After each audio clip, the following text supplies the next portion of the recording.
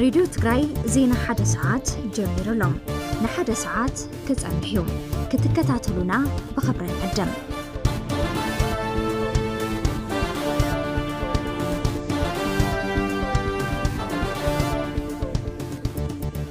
ኣብ ራብዓይ ዘመን መበል 37 ዝተኻየደ ስሩዕ ጉባኤ ቤት ምኽሪ መቐለ እንታይ ዛዕባታት ተላዒሉ ብዝርዝር ሒዝናዩ ኣለና ዘርግሐ ኩነታት ሕማም ዓሶ በኣጋን ምክልኻል ዛጊድ ዝተኸናወኑ ስራሕቲ ዜና ሓደ ሰዓት ዳህሲስዎ ኣሎ መዓልቲ ዓለም ለኸ ኣረጋውያን ብብርኪ ዓለም ኮነ ብብርኪ ሃገር መበል ክንደይ ግዜ ተኸቢሩ ዕላማታቱን ክንነግረኩም ኢና ካብ ወጻእ ድማ ማዕኸናት ዜና ዓለም እናተቃበለው ዝርከባ ረቂቕ እማመ ሰላም ኣሜሪካ ንእስራኤልን ዕጡቕ ሓማስን ብትንታነ ኣሰናዲና የለና እዚኦምን ካልኦት ስፖርታዊ ትሕዝቶታት ተጠቃሊሉ ዜና ሓደ ሰዓት እናመራሕኹ ኣስቴር ገብረስሉስ ምስተረኛ ቴክኒሻል ሰዓት ኣስመላሽ ጋይም ሓቢርናኩም ክንጸንሕና ሕርያኹም ራድዮ ትግራይ ጌርኩም ክተዳምጡና ድማ ብኽብሪ ንዕድም ናፍት ፈላማይ ሓበሬታ እንትንመጽእ ካብ 49 ክሳብ 50 ሚኢታዊ ካብ 49.50 ሚኢታዊን ላዕሊ ውጽኢት ዘለዎም ተምሃሮ ናብ ዩኒቨርሲቲ ከኣቱ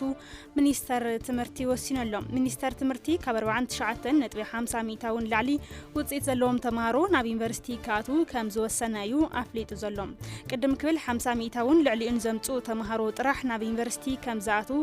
ኣፍሊጡ ምንባሩ ዝዝኻኸረ ሚኒስተር ትምህርቲ ኮይኑ ግና ካብ 49.50 ክሳብ 49.99 ሚኢታዊ ዘምጽኡ እውን ውጽኢቶም ናብ 50 ሚኢታዊ ዝቐርብ ምዃኑ ክሓልፉ ከም ዝተወሰነ ኣፍሊጦሎም ሓላፊ ቢሮ ትምህርቲ ትግራይ ዶክተር ኪሮስ ጉዑሽ ኣብ ማሕበራዊ መራኸቢኦም ኣብ ዝጠቅዕዎ ጽሑፍ እውን ልዕሊ 297 ዘመዝገቡ ተምሃሮ ክሓልፉ ከም ዝተወሰነ ብምግላጽ እቲ ውጽኢት ዘለዎም ተምሃሮ ናብ ዩኒቨርሲቲ ንምእታው ምድላው ክገብሩ ጻውዒት ኣቕሪቦሎም ማሕበር ልምዓት ገደባን ከባቢያን ብልዕሊ 300,000 ቅርሺ ዝዓደገቶም ናውቲ ትምህርቲ ኣፍታ ጣብያ ንዝርከቡ ተምሃሮን ኣብያተ ትምህርትን ኣረኪባ ኣፍታ ጣብያ ገደባ ኣብ 3 ኣብያተ ትምህርቲ ልዕሊ 1,000 ተምሃሮ ዝርከቡ እንትኾኑ ነፍሲ ወከፎም ደፋተርን ቢሮን ክረኽቡ ጌራያ እታ ማሕበር ልምዓት ገደባን ከባቢያን ኣፍታ ጣብያ ዘሎ ዕንወት ኣብያተ ትምህርቲ መሰረት ብምግባር ብልዕሊ 3 ሚልዮን ቅርሺ ንምጽጋን ምስ ማሕበር ልምዓት ትግራይ ስምምዕ ከም ዝገበረት ተፈሊጦ ማሕበር መናእሰይ ትግራይ ካብ ትካላት ገበርቲ ሰናይ ብዝረኸቦ ልዕሊ 17 ሚልዮን ብር ድጋፍ ኣብ ፈጠራ ዕድል ስራሕ ኣድሂቡ ከም ዝሰርሕ ገሊጹ ዋና ካይዲ ስራሕ ማሕበር መናእሰይ ትግራይ መንእሰይ ሰናይ ክሓሳም እቲ ዝተረኸበ ደገፍ ኣብ 5 ዞባታት 22 ወረዳታትን ትግራይ ከም ዝትግበርን ብቆንዲ ድማ ዕድል ስራሕ መናእሰይ ስልጠናታት ግብራዊ ክእለትን ሕውየት ስነልቦናን ከም ዘጠቃልል ገሊጹ ካብ ሓፈሻዊ ተረባሕቲ መናእሰይ እዚ ፕሮጀክት 80 ሚኢታዊ ደቂ ኣንስትዮ እንትኾና 10 ሚኢታዊ ድማ ጉዳኣት ኣካል መናእሰይ ከም ዝኾኑ ሓቢሩ እዩ ብመሰረት ዝተቐመጡ ረቑሓታት ተመልሚሎም ኣድላይ ግብራውን ስነልቦናውን ስልጠናታት ዝወሰዱ ልዕሊ 8,000 መናእሰይ ተረባሕቲ ዕድል ስራሕ ከም ዝኾኑ እቲ ስራሕ መካየዲ ጠቂሰሎም መንእሰይ ሰናይ ከም ዝገለጾ እቲ ን6 ወርሒ ዝጸንሕ በጀት ብዓለም ለኻዊ ትካል ገባሪ ሰናይ ዩኒሴፍን ኣብ ካቶሊካዊት ቤተክርስትያን ኢትዮጵያ ኮሚሽን ማሕበራዊ ልምዓት ጨንፈር ዓዲግራት ነቢሉ ካብ ማስተር ካርድ ፋውንዴሽን ዝተረኸበ ልዕሊ 17 ሚልዮን ብር ድጋፍ ኢሉ ሕዚ ድማ ብዝርዝር ናብ ዝሓዝናዮ ዜና እንትንመጽእ ቤት ምኽሪ ከተማ መቐለ ዘካይዶ ስሩዕ ጉባኤና ክንረክብ ከይዲ ህንጸቶም ተቋሪጹ ዝጸንሐ መሰረተ ልምዓት ህንጸቶም ንኽቕጽል ከም ዝስራሕ ምምሕዳር ከተማ መቐለ ኣፍሊጡ እቲ ምምሕዳር ነዝገለጸ ቤት ምኽሪ ከተማ መቐለ ራብዓይ ዘመን መበል 37 ስሩዕ ጉባኤ የሳልጠሉ ኣብ ዘለሉ እዋን እዩ ተስፋይ ታደሰ ድማ ተኸታቲልዎ ኣሎ ቤት ምኽሪ ከተማ መቐለ ራብዓይ ዘመን መበል 37 ስሩዕ ጉባኤ የሳልጣሎም እቲ ቤት ምኽሪ ዓመታዊ ጸብጻብ 2017 ዓመተ ምህረት ጸብጻብ ስራሕቲ ከንቲባ ጸብጻብ ማእኸላይ ቤት ፍርዲ በጀት 2018 ዓመተ ምህረት ምጽዳቕን ከምኡውን ጉዳይ ትእምት ከም ዝዝቲ ኣፈ ጉባኤ ቤት ምኽሪ ከተማ መቐለ ብወይዘሮ ረሕማ ዓብድልቃድር ቀርብ እዩ ብከንቲባ ከተማ መቐለ ዶክተር ረዳ በርሃብ ዝቐረበ ጸብጻብ ከንቲባ ኣብ ምውሓዝ ጸጥታ ዕድል ስራሕ መናእሰይ ዝተሰርሑ ስራሕትን ዕንቅፋቶምን ዘቕርቡ እንትኾን ኣብ ዝሓለፈ ዓመት ተጀሚሮም ዘይተዛዘሙ መሰረተ ልምዓትን ንምዝዛም ከም ዝሰርሑ ሓቢሮም ንልዕሊ 20,000 ዝኾኑ ዜጋታት ዝኸውን ብቀዋምን ግዝያውን ስራሕ ዕድል ክፍጠር ዝኽእል 116.2 هكتار مريت هفتجنت زلنا مخانو تصنيعيو كفتت خوينو استرخبه كل عينات هفتجنت زي مدهساس أو سنة وسنة كتمام مقالة يونيفرسيتي تلمت زلوا هفتات بعقوا زي مدهساسن يوم استطاعشوا حدشت انتربرايزات زملكت نسلستشحن 388 ويد ما 86% كطايشو تغيريو استفطر سرح عدل زملكت نعسران حدن شح بجزاوي قوام بقس كابيتال سرح عدل مفتار تلمت تحيزو نعسرت 4,579 ويد ما 9.4 سرح عدل تفطيريو جوانات مكل خال زملكت زحلف عامت أو تمساسالو وقت زنبرة جبن 4,736 انتخون أو زعامت وشتي تفاصيل مزل جوانات دما 4,840 لازم ناي زحلف عامت انت نتصار ناي 650 جوانات 10 قنيسيو مسارة المعاد سرحتي ماي مبرهتي من قدي تفاصيل سرحتي هزب مستاف جمرنا يوم صبح سرحتي كنت أنا خور مقواري أبز قربت أبز كنتبارو إتوزهاو أولاتي تبيت مخري أم متشاو مسرح بوتا إلوون أم مكفح مسارة المعاد أبغى أسأل عامت من قستك فتحهم كم زقبا ملاخيتهم ناي مسارة المعاد ناي هنسات سرحتنا موجودات اللو مزولي أفلتش 10 عام تمرت ناي ندابان شيء تبهاي تسرح نيرو كباب 7 مليون زودة مالتي اسكا حزقن قد قالتي هذا نزله هزوف ريبورت هو تتقمت خوينا إن أنا قلت زلنا بجك حنت كفلة كتما شوعتي إن كفلة كتما ستيلنا أسرح اللوا تاريخا وبوتا دا دجات برهان نبلو ترقا قام يعني العلو ستيلنا ويلا معزلو كيف كتما نالفتر له ناتسطا يخون نخالي تسقمات كرقا قعم مقبار في اليبي لهم كريو ولو ويلنا إنا أقميتنا عزيز تحاتي كفس العلوي زلو تحاتن ناي قلقالة ما يزم الكتيو 33.7% يم تطعيما زي كاش سينا مون زي كونس إنها اللوي جن بسنكي معري من قصاص زي مهلاو زي تطعموا زي حلفه يتنخلته مع تزكايد راو عايزة من مبل 37 سرع قواي بيت مغر كتمام غلم سبس أما أخلا بيت فرد كتمام غلا قداي تأمت بمراي تلمن بجتن خلتش 10 عام تمرت كصدق تسويت يقبر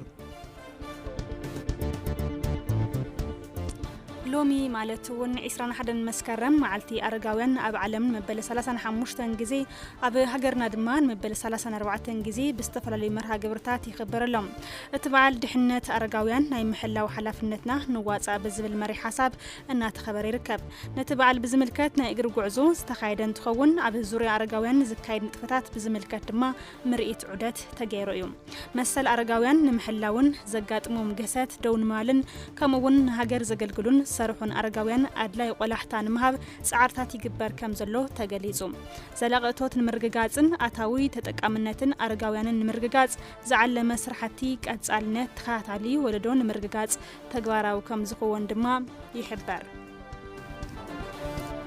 انتاوي قدام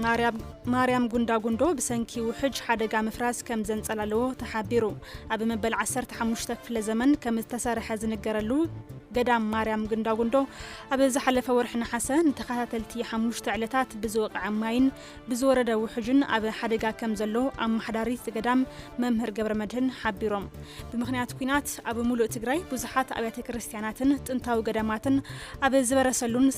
زتقاصللون اوان بزلو قص مدراوي أقمامطام ناي كالوت قدامات نواي قدسات مصحافتن قرستاتن ون ابت قدام يعقو كم زنبرو زغلصو ممهر قبر مدهن حزقن أوشتي حاصرون بزوصحو حدقا نوعلو أبي زخف كنتات يركب لهم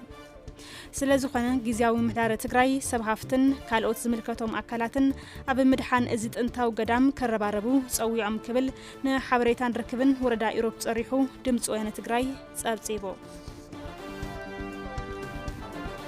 نامناي حاجز زطمت حبريتان تنمص محبر دق انستيو سويزرلاند باستات 2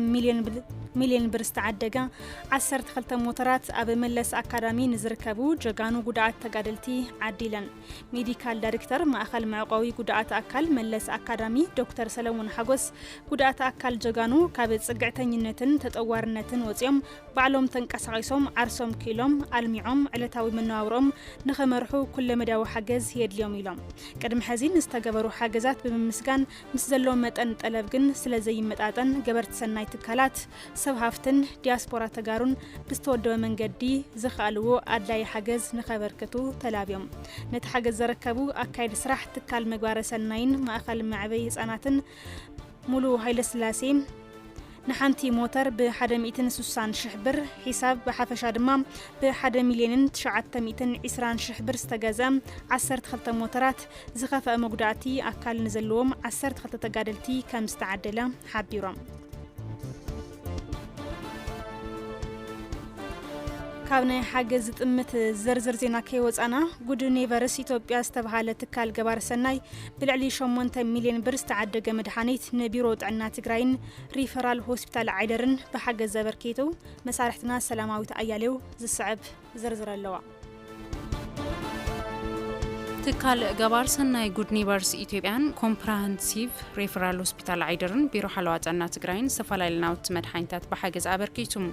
መተሓባበሪ ጉድ ዩኒቨርስ ኢትዮጵያ ኣይተ ኢፍሬም ሙላቱ ብትካሎም ዝተዋሃበ ሓገዝ ብቢሮ ጥዕና ቢሉ ን6 ሆስፒታላት መንግስቲ ዝከፋፈል 50 ሚእታውን ትኸውን ኮምፕሬሄንሲቭ ሪፈራል ሆስፒታል ዓይደር ድማ 50 ሚእታው ከም ዝኾነ ንኣድላይ ደገፍን ክትትልን ከም ዝግበረሉ እውን ወሲኾም ኣብሪሆም ያው ሎማዓንቲ ኣብ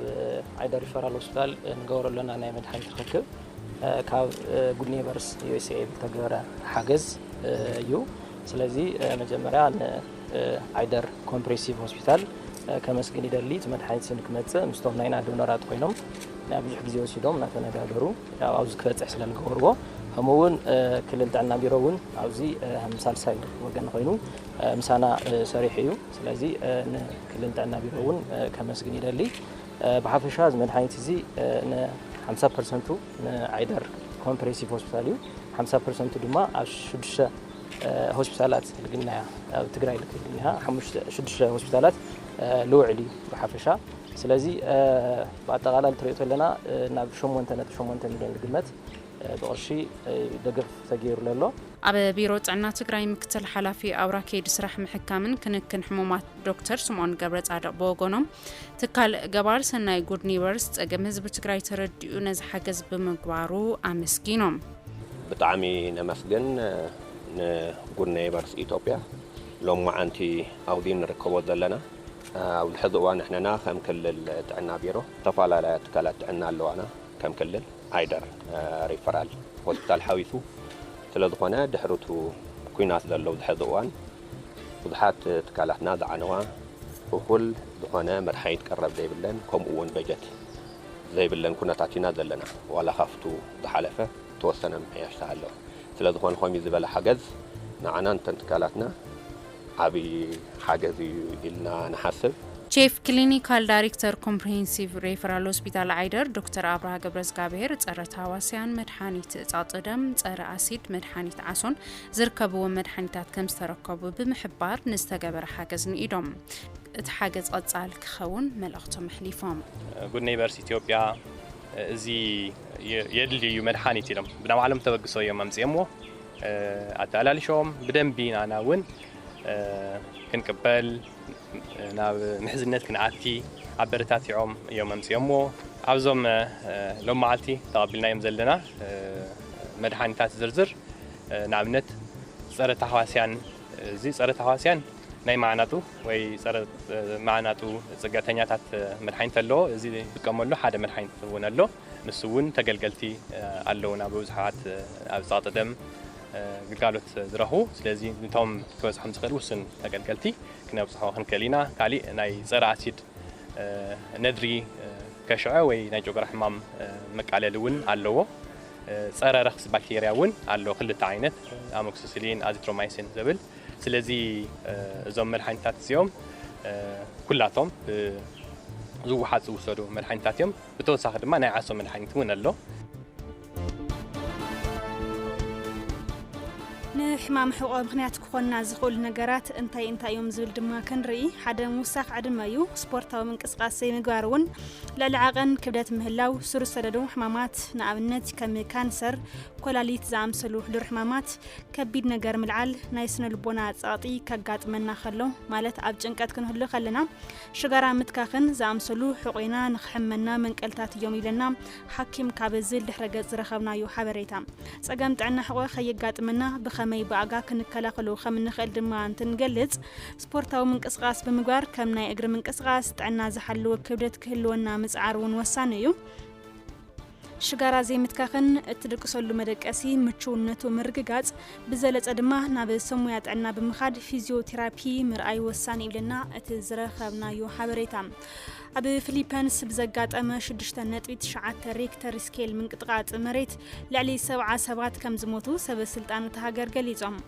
እቲ መስከረም 2018 ኣቆጻጽራ ዘጋጠመ ምንቅጥቃጥ መሬት ኣብ ግዛት ሴቡ ኣዋጅ ሰዓት እቶቶ ምዃኑ ተገሊጹ ነስዒው ድማ ኣዋጅ ሰዓት እቶቶ ኣዊጃላም ግዛት ሴቡ ማለት እዩ በቲ ምንቅጥቃጥ መሬት ስፍሓት መሰረተ ልምዓት ከም ዛዕነው ዝገለጸ ቢቢሲ ህጹጽ ሓገዝ ንምብጻሕ ድማ መስመራት ኤሌክትሪክን መራኸብታትን ምምላስን ይስራሕ ከም ዘሎ ጸብጺቡ ናብ ዜና ወጻንትን መጽ ድማ ፕሬዚደንት ኣሜሪካ ዶናልድ ትራምፕ ንኸተማታት ኣሜሪካ ከም መሰልጠኒ ወታደራዊ ሓይሊ ክጥቀመለን ከም ዝደሊ ገሊጾም ትራምፕ ካብ መላእ ዓለም ንዝተኣከቡ ኣማይት ወታደራዊ ኣዘዝቲ ኣብ ዝሃቦ ዘይተለመደ መደረም ኣብቲ ሃገር ንዝርከብ ሲቪላዊ ዕግርግር ዝበሎ ጠቒሱ ካብ ውሽጢ ዝመጽእ ጸላኢ ክብል ድማ ገሊጽዎ ኣሎ ወሲኺ ድማ እቲ ኩነታት ሓንሳብ ኣብ ኢድካ ምስ ኣእትኻዮ ካብ ቁፅጽር ወጻኢ ኣይኸውንን ኢሉ ትራምፕ ነዚ መግለጽ ዝህብ ዘሎ ገበን ንምግታእን ንኣኽበርቲ ሕጊ ኢሚግሬሽን ንምድጋፍን ኢሉ ሰራዊት ሃገራዊ ሓለዋ ናብ ዋሽንግተን ዲሲ ሎስ አንጀለስ ፓርትላንድን ኣሪገንን ድሕሪ ምውፋር እዩ ጸሓፊ ምክልኻል ፒት ሄግስተን እውን ብወገኑ ኣብቲ ፔንታጎን ሓቋፊ ባህሊ ከም ዘበቅዕ ብምግላጽ ወታደራውያን ኣዘዝቲ ንደቂ ተባዕትዮ ዝበቅዕ ሓድሽቲ ደረጃታት ኣካላዊ ብቕዓት ክጅምር ምዃኑ ተዛሪቡ እቲ ፕሬዚደንት ብሰልፊ ዲሞክራሲያዊ ንዝመርሓ ከተማታት ሳን ፍራንሲስኮ ቺካጎ ኒውዮርክን ሎስ አንጀለስን ዳግማይ ነቒፈሎም ሕጊ ንምጽናዕ ወታደራዊ ሓይሊ ምጥቃም ዝብል ፖሊሱ ክቕጽሎም ምዃኑ እውን ኣመልኪቱ እዩ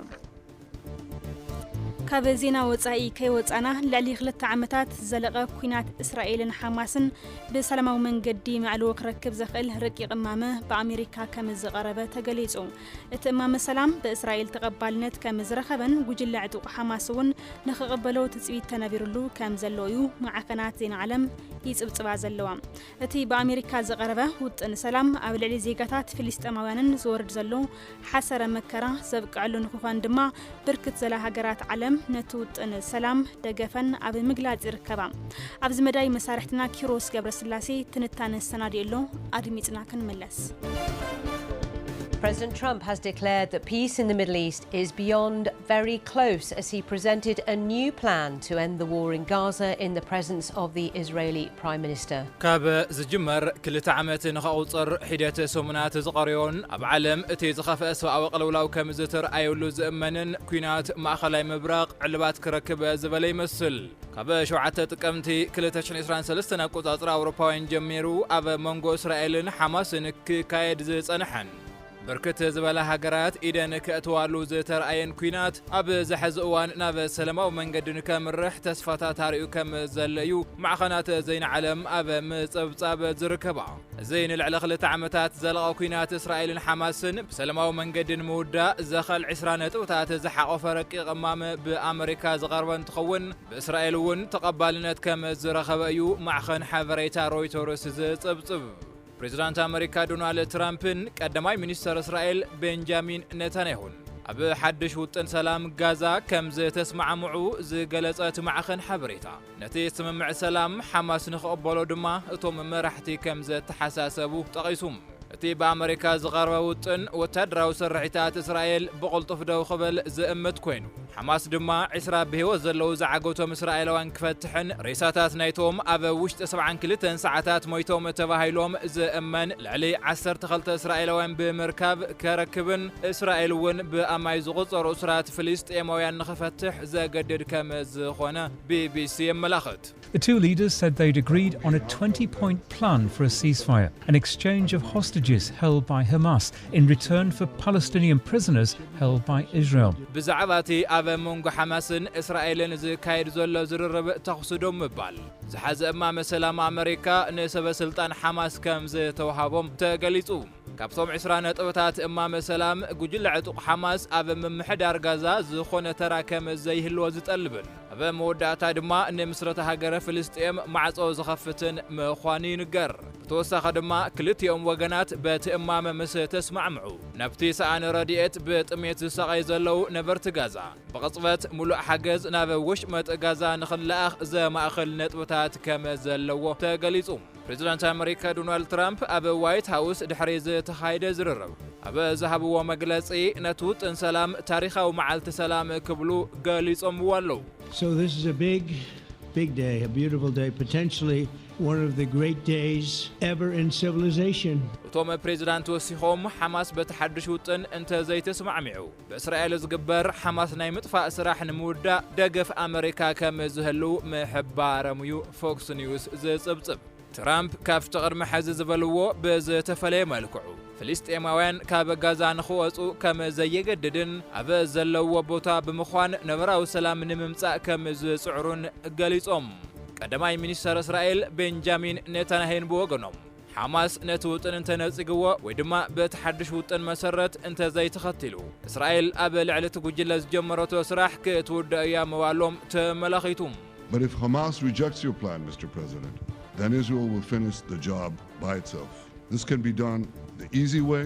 or it can be done the hard way. እቲ በኣሜሪካ ዝቐረበ እማመ ሰላም ኣብ ልዕሊ ንጹሃት ዘይጋታት ፍልስጤማውያን ዝወርድ ዘሎ ሓሳረ መከራ ዘበቅዕ ብምዃኑ ብርክት ዝበላ ሃገራት ዓለም ነቲ ውጡን ሰላም ደገፈን ኣብ ምግላጽ ይርከባ በእስራኤል ዝተተሓዘ ምዕራባዊ ገማግም ዘመሓደር በዓል መዚ ፍልስጤም ጻዕረታት ፕሬዚዳንት ኣሜሪካ ቅንዕናን ቆራጽነትን ዝተማልኦ ክብል ኣመስጊንዎሎም ሚኒስተር ጉዳያት ወጻኢ ሕብራት ኤምራት ዓረብ ሱዑድ ዓረብ ኳታር ግብጽ ዮርዳኖስ ቱርኪ ኢንዶኔዥያን ፓኪስታንን በጥምረት ኣብ ዝሃብዎ ሓበራዊ መግለጺ ትራምፕ ኩናት ንምውዳእ ዝገብርዎ ልባዊ ጻዕርን መሪሕነትን ብሓጎስ ከም ዝቐበልዎ ብምግላጽ ነቲ ስምምዕ ንምዝዛምን ንምትግባርን ንምትሕብባር ድልዋት ምዃኖም ሓቢሮም 8 Arab and Muslim nations have also jointly welcomed the proposal, as has Britain, France, Italy and the European Union. ቀዳማይ ሚኒስትር ዓባይ ብሪጣንያ ሰር ኬር ስታርመር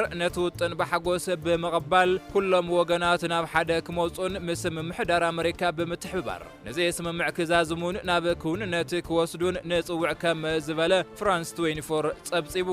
ፕሬዚዳንት ፈረንሳይ ኢማኑኤል ማክሮን ድማ ነቲ እማመ ብምንኣድ ፈረንሳይ ነቲ ኩናትን ምቁራጽን ምሩኻትን ምፍታሕን ኣብ ዝግበር ጻዕሪ ኣበርክቶ ክትገብር ድልውቲ እያ ኢሎም In a statement, Sir Keir Starmer said President Trump's plan to end the Gaza war was profoundly welcome. We strongly support his efforts to end the fighting for the people of Gaza. ኣብ ዝሓለፈ ቀረባ ሰሙናት ልዕሊ 140 ዝኾነ ሃገራት ዓለም ንሃገርነት ፍልስጤም ኣፍልጦ ከም ዝሃባ ዝዝከር እዩ እቲ ልዕሊ 60,000 ሰላማውያን ዜጋታት ዝበልዐ ኩናት ጋዛ እቲ ህፃናትን ኣዴታትን ብጥሜት ዘትረፈን ውድቀት ሰብኣውነት ማሕበረሰብ ዓለም ዝተብሃሉልን ሓሳረ መከራ ፍልስጤማውያን በዚ ሓድሽ ውጥነ ሰላም ሩፍታ ተረኺብዎ ኩነታት ማእኸላይ ምብራቕ ይሃድእ ይኸውን ወይስ ኣብ ልዕሊ ፍልስጤማውያን ዝተጀመረ ጥሜትን ስደትን ናብ ዝለዓለ ደረጃ ተሰጋጊሩ ማሕበረሰብ ዓለም ህልቂት ዞም ወገናት ብዓይኑ ዝርኢ ይኸውን ዝብል ግን ግዜ ዝምልሶ ጉዳይ ኮይኑ ይርከብ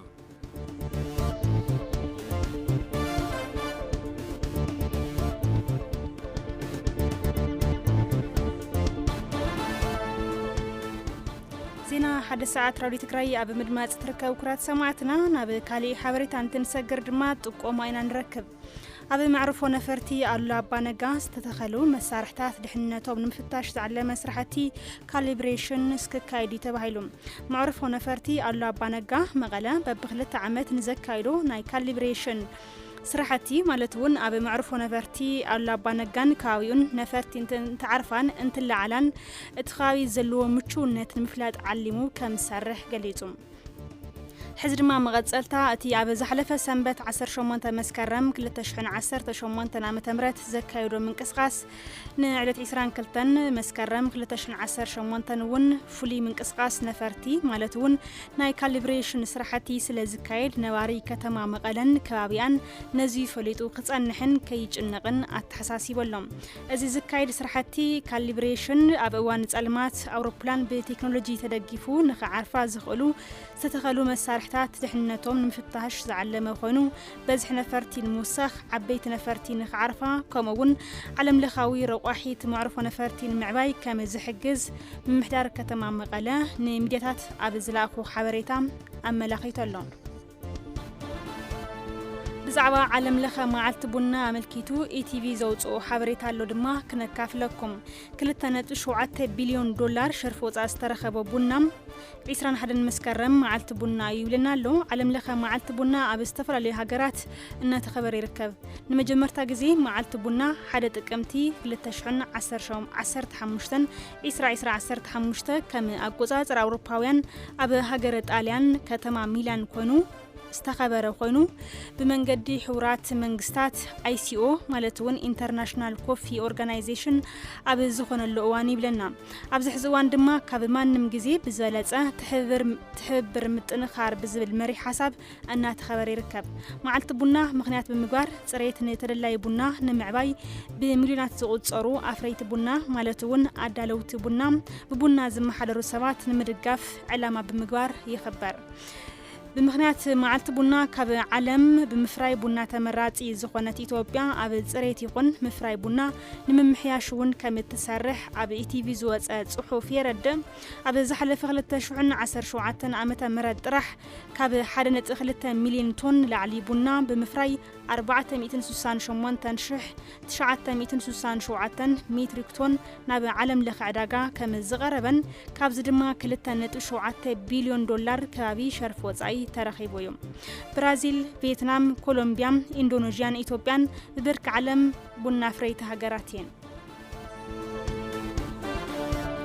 زيلنا ناب خالي الزرزة زينان تلمتس بريزيدنت جيزياو بمحتار التجراي تادس ورده بزجبر ووز أوعيت مسارت وشتاو فلليات بأفمو زي كونس بلزف كم زفتح بمأمان ناب عدوم كم استملسو بشم حرام مريت زنك أسعوس زنبرو تجارلتي تزاريبم أزوم كاب حرام مريت نام مريت تجراي استملسو تجارلتي كاب ترى ولات كسام مرحتي كفل سراويت زركبوم مخانم ونتحبيرو له نز أبصاب مستفاتهم هاي المكيل جسسا كقربايو أدمي سنان الملاس بريزيدنت كيزياو محدار تجراي جنرال تادس ورده بزجبرو صاوعت مسرت وشتاو فليات بأفهم زي كونس بالزب كم زفتح بمأمان ناو عدم كم استملسو بشم حرام مريت زنك أساسو زنورو تجارلتي تزاريبهم أوسنا ونزتفل جتشات حيالات جتشات كوا انتهلو كوا بمسارع كنفتحهم أيبلنا نزبل صاوعت زجبرو جنرال تادس ورده كيزياو منجس زتوها ناو لبنا نخملس غيرنا نحسو غيرنا جنرال تادس ورده زولا حنت قال الله تجارو بعلتنا نوعلتنا برت كنمازز يخون الناس ناف حدا مصينا ولا تصقم انكا تهلونا بحساب ناف حدا مصينا بومبر كنفتحو خمزلنا زبل قالنا سلازا نشتي انا وتقبلنا تيالا حقو يبزبل نمتاي بعلتنا نوعلتنا حدا نايصلاتنا ون شرح انديازيا تشرح تايتل تجارو حدا تخوينا ما نم كم زي خلنا يفلتي سلازي أكلت خفيلك بعلتم نوعلتم مدخم زبل حنت حسب زحازوالو كأمن له سلازي كعلكو بقى قطتنا عادي تمارس قدم زخفلنايو مسوات زخفلنايو زقسلو بصاتنا زقسلن بصاتنا استسووا لنا علامة ناتج أو يسلا زخنة بزي يقتلنا بمال كمين وص تاينا تردادينا زحيل زي حزنا متينا زوم كاو حرام مريت نام مريت تجراي استملسوا تجادلتي كاو ترى أولاد كسب مرحنة كفل سراويت زركوهم خانون قليتهم عب تجراي زرعيو نايسناي محدارن فتحن كالوت سجماتن المفتاح حاسبنا بحيل برد كن كالس مريتنا وصينا نيرنا زولو زوم تجادلتي هزجن وشتاوي سجماتنا بالزم مردان زفتح له عدل كم زلو زم ملخت تسفاسل زرخونا نابتصودنا عدنا تملسنا لنا يلوم ناي تجراي زنار ناي حساب فللاي تجراي أوزو هنا صبوا درجة دخون هيلو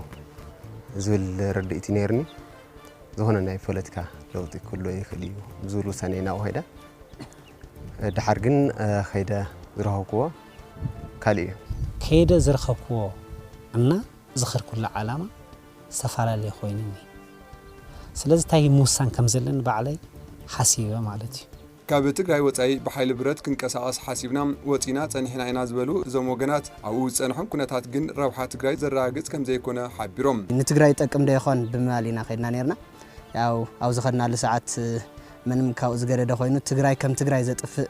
ውሳነ ወይ ከዓ ናታቶም ሕልሚ ከም ምዃኑ ናይ ጻላእ ሕልሚ ኩሉ ግዜ ጸላእትና ዝትንብይዎን ዝሓልምዎን ሕልሚ ኮይኑ ጸኒሕና ኣብቲ ቦታ ሱ ካብዚ ብምጋስ እውን ተጋሩ ነንበዓልና ክንዳመ ከም ዘይግባእ ተረዲና ዘለውና ጸገማት ብልዝብ ከም ዝፍትሑ እናሓሰብና ሓድነትና ሓሊና ንረብሓ ትግራይ ክንሰምር ይግባእ ክብሉ ጸዊዖም ዋላ ኣፈሙዝ መግደፎ ጽፍዒት መፍትሕ ይኾነ ግደፎ ኣፈሙዝ ማለት ጽንሰት ማለት ጽንተት ይበቃ ሶል ከህዝብስ ጥፋእ ማለት እዩ ስለዚ እዚ መፍትሕ ከም ዘይኾነ ሕዝውን ቆይምና ተጋር ብሙሉእና እየ ዝብል ኣለኹ ከም ንእሽተይ ሽከዓዊ ኣብ ሓደ ቆይምና ናብ ሓደ ክንመጽሉ ሚንስ ንፍጣር ኣብ ክልተ ደቅኖ ተኽሲ ብምፍጻም ወይ ድማ ሓይሊ ብረት ብምማን ትድሕን ትግራይ የላን ብዘሊና ተራዳዲና ንሱውን ተሓሰምሱ ከምዚ ጌርናና ናብ መንግስትና መጺና ኣለና ስለዝኾነ እቲ ናይ ትግራይ ሓይሊ ሕዝውን TDF ዝበሃል ጠንኪሩ ህዝቡ ናብ መረበቱ ዝምልሰሉ ኣቕጣጫ ሓይሊ ታሊና ኢና ክንምልስ ነን ግድን ሓይሊ ሃሊካ ማለት ውግእ ይህሊ ማለት ይኾነ ሓይሊ እንዳሕሊ ዋግን ትግራይ ጸገማት ትግራይ ኣብ ቀረባ ግዜ ከም ዝፍትሑ እርግጠኛ እየ ንሕና ሓደ እንተኮይና ጥራሕ እዩ በቃ ጸገም ትግራይ ክንፈትሕ ንኽእል እቶም ኣብ ሓራ መሬት ዝተረፉ ብጾቶም እውን ተጋሩ በዓልና ንበዓልና ብምስሓብን ምጥማትን ዝፍታሕ ጸገም ከም ዘየለ ብምርዳእ ረብሓ ህዝቢ ከቐድሙ ኣተሓሳሲቦም መን ይኽበለ ትግራዋይስ ንትግራዋይ ትግራይ ሰብ ዘይብላ ክነንብራ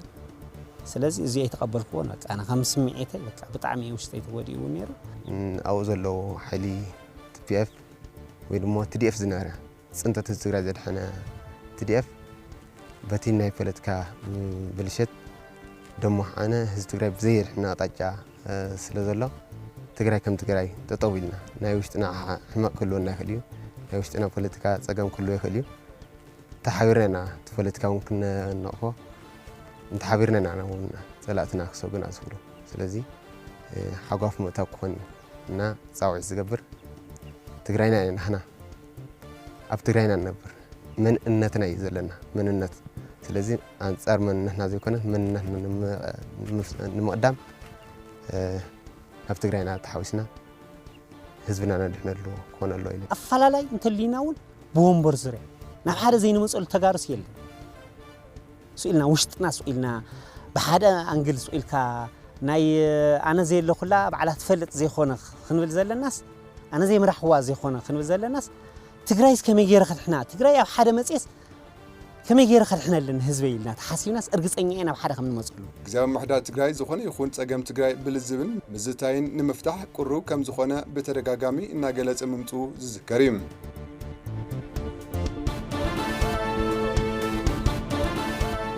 ኣብ ክልል ኣምሓራ ዞባ ሰሜን ሸዋ ምምሕዳር ከተማ ኣረርቲ ኣብ ዝርከብ ቤተ ክርስቲያን ኣረርቲ ማርያም ብዘጋጠመ ሓደጋ ምፍራስ እቲ ህንጸት ህይወት ብዙሓት ሰባት ሓሊፈሎም እቲ ህንጸት ቦታ ምውጻጽኢ ብዝበጽሐ ሓደጋ ምድርማስ ጉድኣት ንዝበጽሖም መንግስቲ ፌደራል ድማ ሓገዝ ሓዘኑ ገሊጸሎም ግልጋሎት ኮሙኒኬሽን መንግስቲ በቲ ዘጋጠመ ሓደጋ ህይወቶም ዝሰኣኑን ከቢድን ቀሊልን መጉዳእቲ ዝበጽሖም ብዙሓት ሰባት ብምህላዎም ብምሕባር እቲ ግልጋሎት ኣብ ዘመሓላልፎ ናይ ሓዘን መግለጺ መልእኽቲ ንስድራ ቤት ግዳያት ጸናዓት ይሃብኩም ብምባል ኣብ ሕክምና ንዝርከቡ ድማ ብቁልጡፍ ንኽሓውዩ ትምኒቱ ገሊጸሎም ናብ ካሊእ ሓበሬታ እንትንመጽእ ኣብ ወረዳታት ሰሓርትን ኣበርገሌ ጭላን ሓደጋ ባልዕ ሕንዚዝ ምሽላ ተኸሲቱ ከም ዘሎ ቢሮ ሕርሻን ሃፍቲ ተፈጥሮን ትግራይ ፍሊጡ ቢሮ ሕርሻን ሃፍቲ ተፈጥሮን ትግራይ ኣብ ወረዳታት ሰሓርትን ኣበርገሌ ጭላን ሓደጋ ባልዕ ሕንዚዝ ኣብ ዝራእቲ ምሽላ ብስፍሓት ተኸሲቱ ከም ዘሎ ዝገለጸ እንትኸውን ኣብ ምክልኻሉ ምርብራብ እናካየደ ምዃኑ እውን ኣረድዩ እቲ ቢሮ ከም ዝገለጹ ባልዕ ሕንዚዝ ምሽላ ኣብ ኩለን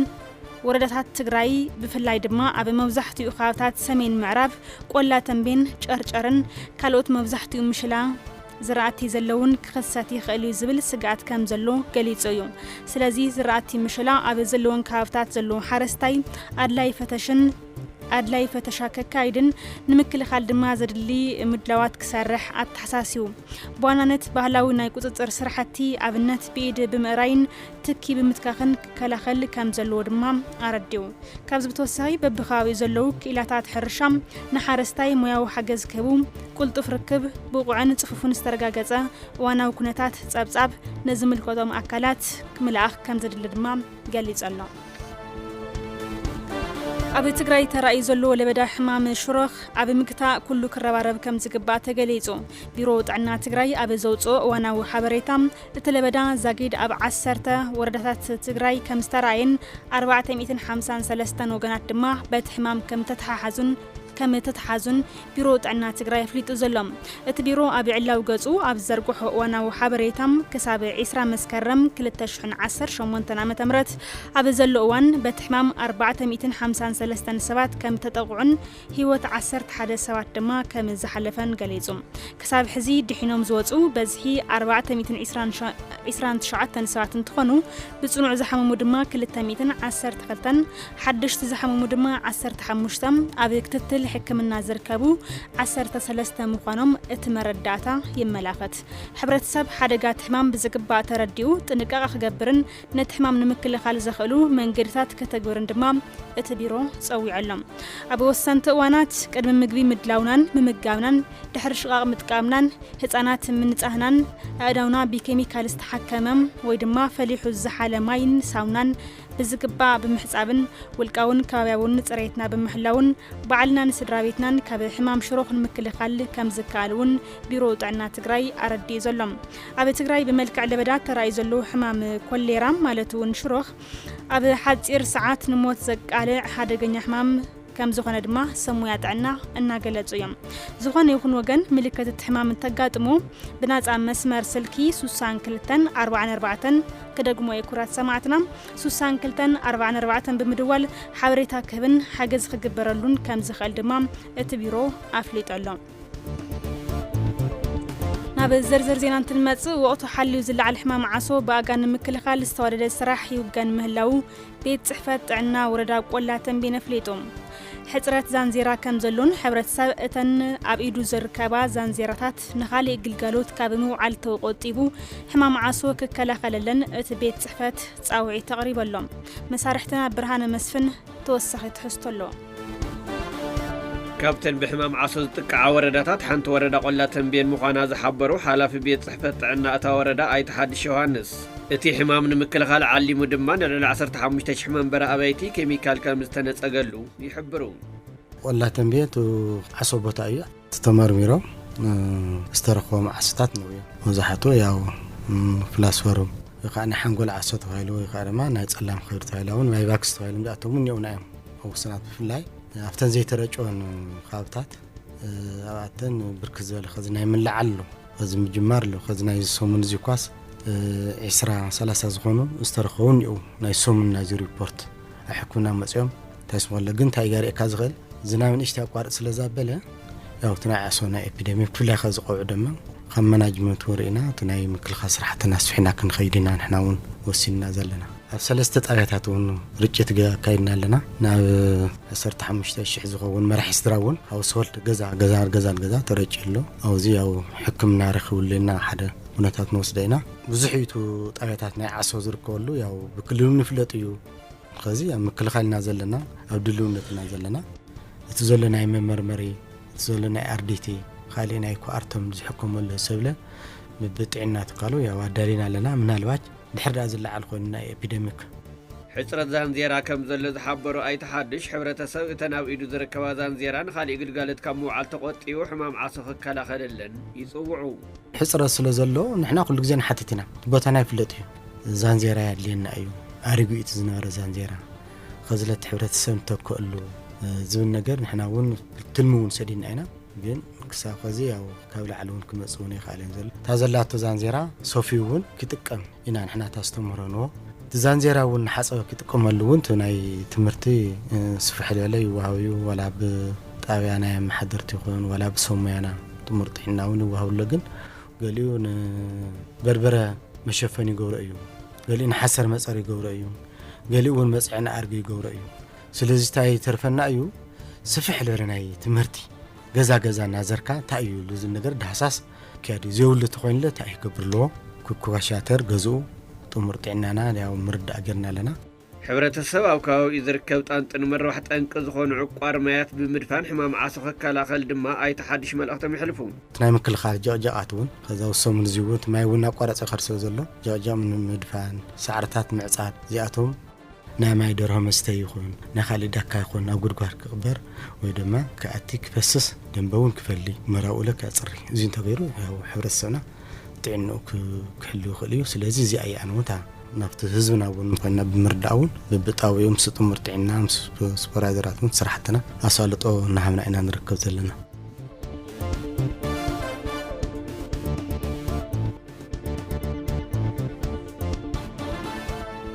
ዕለታዊ ሸርፎ ወጻኢ ባንክ ንግዲ ኢትዮጵያ ዝዕለት እንትንረድማ ዩኤስ ዶላር ብ137.6 ዝተገዘአ ኮይኑ ብ142.4 ናብ ዕዳጋ ቀሪበሎም ብ183.6 ጠለብ ዝተገበረ ፓውንድ ብ187.3 ናብ ተጠቀምቲ ተዘርጊሑ ይርከብ ዩሮ እንትንረድማ ብ163.4 ተገዘአ ኮይኑ ብ166.6 ድማ ናብ ገዛእቲ ቀሪበሎም ስዊዝ فرانك ب171.8 طلب تغيرو ب175.3 يشيطلهم كويت دينار ب448.8 تعديكم ب457.8 ابداغا تزرغ يركب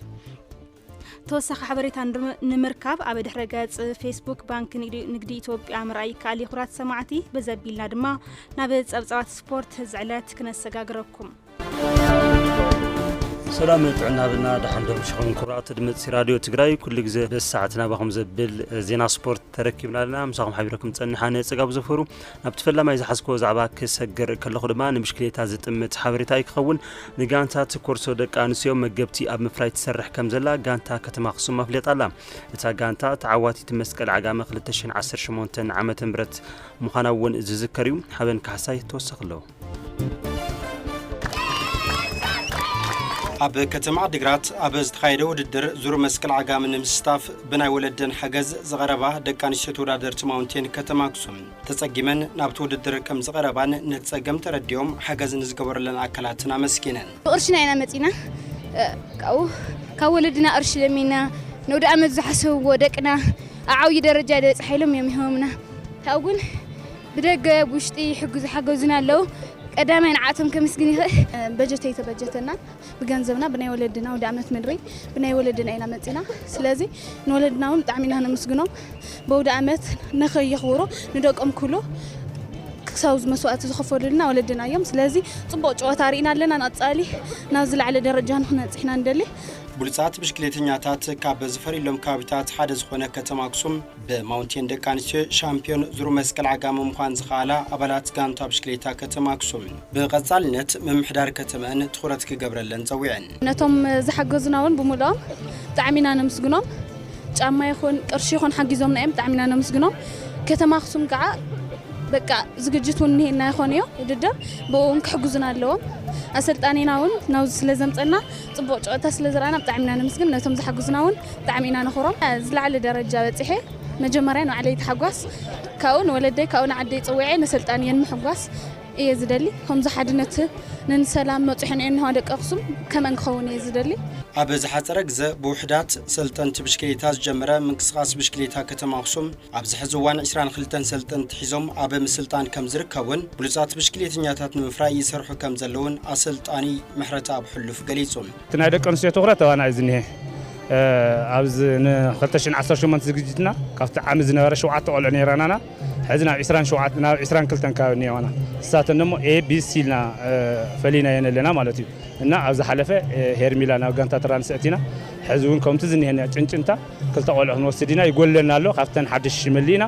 ዝነበረ ዓቕምና ተኪና ካብተን ቢ ናብ ኤ ካብ ሲ ነበራ ናብ ቢ እንዳገበርና ጠንኪርና ክንቅፅለሉ ኢና ብሽክሌተኛታት ከተማ ኣክሱም ዘለወን ፀገም ተዓዚቡ ሓገዝ ገንዘብ ዝገበረ በዓል ሃፍቲ ታደሰ ረያ ምምሕዳር ከተማ ኣክሱም ሰብ ሃፍቲ ታ ከተማን ኣብ ዕቤት ብሽክሌታታ ከተማ ሓገዝ ክገብሩ ይግባእ ኢሉ ሓንቲ ጫማ ጌርካ ዓለም መድረኽ ንዝሳተፋ ተስፋ ምዃንስ ናይ ኩሉ ትግራዋይ ኣክሱም ዘሎ ምምሕዳር ይኹን ኣክሱም ዘሎ ሰብ ሃፍቲ ይኹን ኣክሱም ዘሎ ናይ ስፖርት ምንቅስቃስ እዘን ቆልሑ ዘን ክርየን ኣለዎ ንሕና ኣብዚ መፅን ርኢና ኢና ኣብ ምስኡ ዘሎ ቆልዑት ከዓ ክርኢ ክፍትሽ ኣለዎ ብኮንጎ ጌርካ ምውዳር ማለት ኣብዚ ሕጂ ሰዓት የለና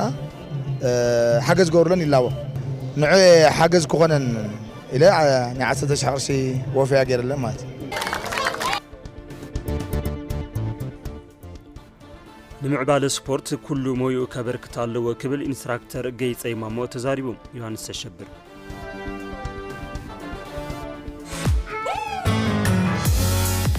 ኢንስትራክተር ገይፀይ ማሞ ኣብ ትግራይ ብሕታዊ ኢንስትራክተር ዳይና ኩዕሶ ሰኪዕት እዮም ኣብ ብዙሕ ኣጋጣሚታት ፀወታ መሪሑ ንኡድ ዳይና እውን ኣቢሎም ና ክለባት እውን መቐለት ነፃውት ኣለና ከኾዳኛ ተሂለ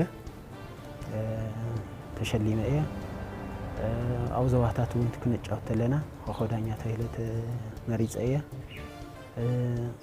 ኣዲስ ኣበባና ሃረር እውን ከኹ ዳይና ተሂለ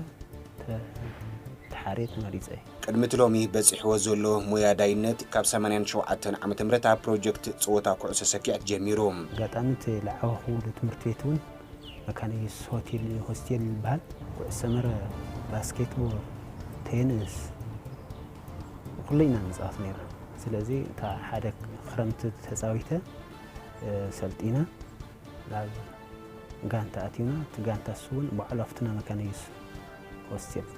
ተጫዊተ ክልተ ዓመት ተጫዋትኩ ናብ ደንበስኮ ባህል ትምህርት ቤት ኣብኡ ቴክኒክ ውና ተምሃርኩ ነይረ ብኡ ክልተ ዓመት ቀፂለ ክእለቱን ብቕዓቱን ማዕቢሉ ሕሩይ ጋንታ ትግራይ ወኪሉ 3 ዓመት ተሰሊፉ ኣባልታ ሻምፒዮን ኢትዮጵያ ዝኾነት ፕሮጀክት ቆልዑ ድማ ነይሩም ና ፕሮጀክት ስራሕቲ ብጣዕሚ ተጠናኺሩ ነይሩ ሻዒቱ ጽቡቕ ኩነታት ነይሩ አጋጣሚ አፍት ሃረር ተጫዋትናል ሰዓት ኢትዮጵያ ሻምፒዮና ሆይና ብና ታዳጊ ፕሮጀክት ማለት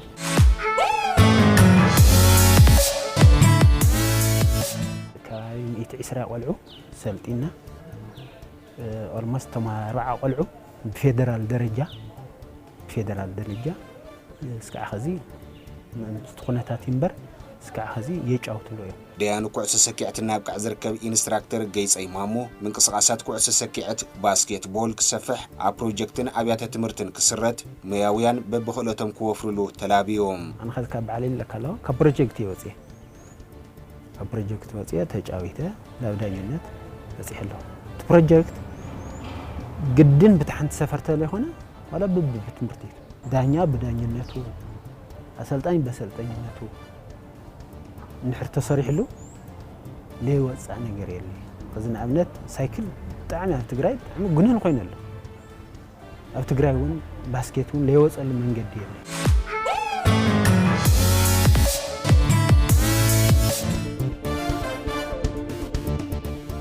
بزبلنا كابدق زحزنا يوم زيناتات انت نسجر دما تشامبيونز ليغ اوروبا كنقدم اب قطمات تشامبيونز ليغ اوروبا ارسنال اب ميدا مس اولمبياكوس بارسلونا مس بي اس جي كغطماين اب كال ايزور قطمات بصح زركب تشامبيونز ليغ اوروبا 2025 لومي اب انجليز ارسنال اب ميدا اميريتس نغريخاويت غانتا اولمبياكوس عديما كتصاوتيا اب كلهم ودرات ابتوم زحلف 5 صوتات زي تسعرت غانتا ارسنال لمون كتعوت زلعله قمت رغبالا كلتين غانتات نموداتا غيزه استرخبا اب 2021 اب صوتا ربع فصامه من حلفه خوين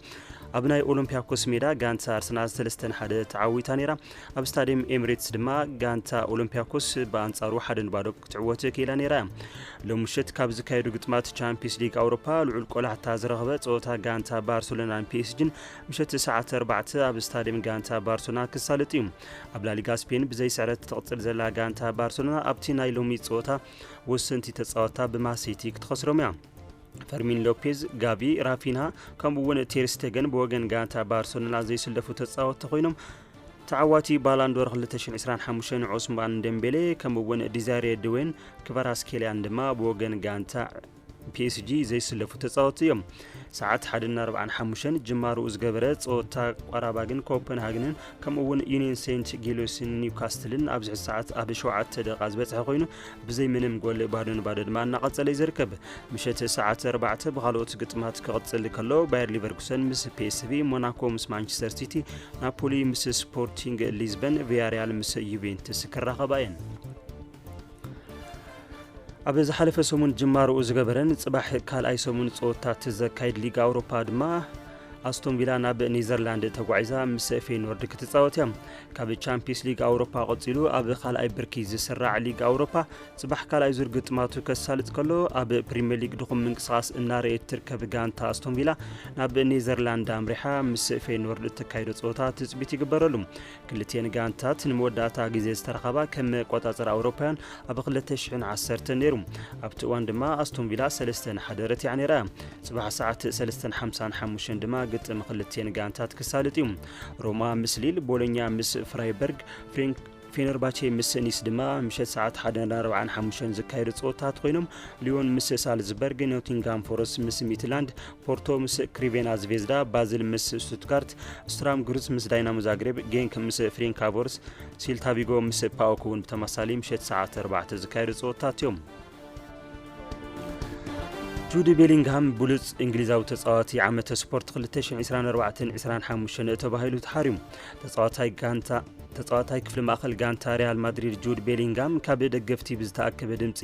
ብሉጽ እንግሊዛዊ ተጻዋታይ ዓመተ ስፖርት 2024-25 ተባሂሉ ተሓሪሎም ካብ ፕሪምየር ሊግ እንግሊዝ ወጻኢ ዝጻወቱ ተጻወቲ ነዚ ሽልማት ዝወሰደ ካልኣይ ተጻወቲ እውን ኮይኑሎም ንኦውን ሃርግሊቪስ ስዒቡ ምዃኑ እዩ ኦውን ሃርግሊቪስ ነዚ ሽልማት ዝወሰደ ፈላማይ ተጻዋቲ ኮይኑ ኣብ 2006 ምስ ጋንታ ባየር ሙኒክ ኣብ ዝነበረሉ እዋን እዩ ኣብዚ ሽልማት ድማ ዴክላን ራይስ ካልኣይ ደረጃ ሒዙ እንትዛዝም ከሎ ሃሪኬን ድማ ሳልሳይ ደረጃ ሒዙሎም ናብ ብዝርዝር ንሪኦ ሓበሬታ እንትንሰገረ ድማ ውድድር እዚ ዓመት ንጋንታ ሊቨርፑል ፈታኒ ክኸውን ከም ዝኽእል ቢቢሲ ስፖርት ጸብጺቡ ያሬድ ገብረ እግዚአብሔር ተወሳኺ ኣለዎ There's no way we're going to lose this game. زحلف ውድድር ዓመት እንትዛዘም ብዝኾነ ተኣምር ስዕረት ቅቡል ኣይኮነን መገዲ ዓወት ምእላሽ ግድን ይብለና ክብል መዕፀው መደርኡ ኣብ ስታዲየም አንፊልድ ዘስምዐ ኣሰልጣኒ ኣርኔ ስሎት እዚ ዓመት እውን ከም ቃሉ ብተኸታታሊ ዓወትን መሪሕነትን ጀሚሩ ግዳስ እቶም ዝተመዝገቡ ዓወታት ንስሎት ይኹን ጋንትኡ ሓፍ ኮፍ ዘብሉን ብጭንቂ ዝተወድኡን እዮም ነይሮም ምክንያቱ እውን ኣብ መወዳእታ ደቂቕ ዝተቆፀሩ ጎላት መድሕን ምንባሮም ጥራሕ ዘይኮነስ ካብ ዘካየድዎ 9 ፀወታ ኣብቶም ክልተ ጥራሕዮም ጎል ከይተቆፀሮም ወፂኦም Salah lovely dummy Ingram Moa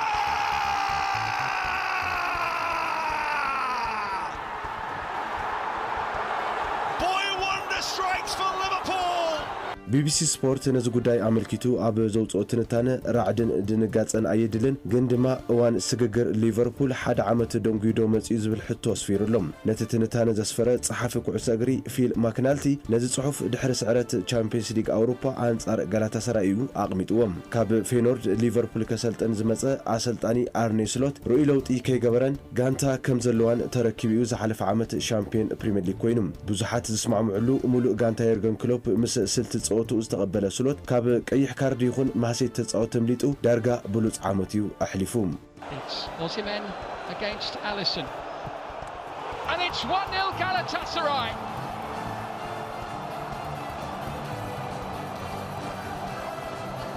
ፊርማ ተጻወት ዝኽረምትን ልዕሊ 450 ሚሊዮን ፓውንድ ፈሰስ ገንዘብን ነቲ ድሕሪ ዲያጎ ዮታ ሉዊስ ዲያዝን ኣሌክሳንደር ኣርኖልድን ዝህነጽ ሊቨርፑል መፍትሒ እዩ ነይሩ ሊቨርፑል እቶም ዝኸበሩ ጥቃዕቲ ክተፈርም ከላ ምናልባት ንብዙሓት ሕልሚ ዝመስል መስመር ምጥቃዕ ንምህናጽ እዩ ነይሩ ግን ድማ ደንጉ ዝመጸ ኣሌክሳንደር ኢሳቅ ገና ምውሃድ ይጠልብ ጀርመናዊ ፍሎሪያን ቨርትዝ ኣብ ጎል ይኹን ንጎል ዝኾን ኩዕሶ ኣብ ምቕባል ዝኾነ ኣበርክቶ ስለ ዘይገበረ ጸቕጥን ርእይቶ ሚዳን ይጀማምረሎም በዚ እውን እቲ ዝሓለፈ ዓመት ዝበለ አሰልጣኒው ክባሃልን ክሙጎስነ ዝሓገየ አርኔ ስሎት ጸርጸር ጀሚሮሎም disappointing because you play football to win a game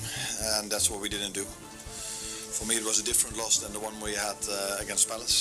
ፊል ማክናልቲ ትንታኑ ክቅጽል ከሎ ቨርትዝ ኣብታ ዘለዋ ቦታ ጽልዋ ዘይምፍጣሩ ወይስ ብቕዓት ኣርኔ ስሎት ክፍተሽ ጀሚሩ ዝብል ሕቶ ይቐርብሞ ንኹሉ ግን ግዘ ዘድሊ ኮይኑ ሊቨርፑል ነዊሕን ፈታንን ግዘ ኣብ ቅድሚ ኣይጽብያ ኢሉ የጠቓልል and now the counter and Liverpool are short-numbered here. Look at Semenyo flying. He has support to his left. He goes on his own and he scores quite brilliantly.